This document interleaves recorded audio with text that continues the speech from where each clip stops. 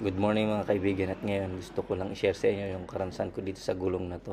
Tingnan nyo naman, napakapangit ng kanyang quality. Ayan o, yung pagkasira niya, hindi siya napudpod, hindi siya naubos, hindi mo nasulit. Ayan, nagkakrak yung mga dugtungan ng gulong. At talaga naman, ayan o, hindi na marirepair kasi yan eh.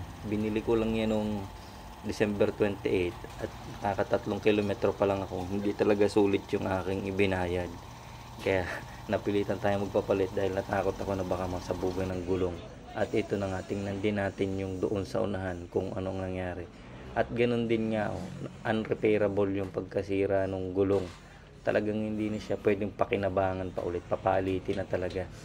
So, para ma-share ko lang sa inyo kung ano yung brand ng gulong na to, yan, V-Rubber.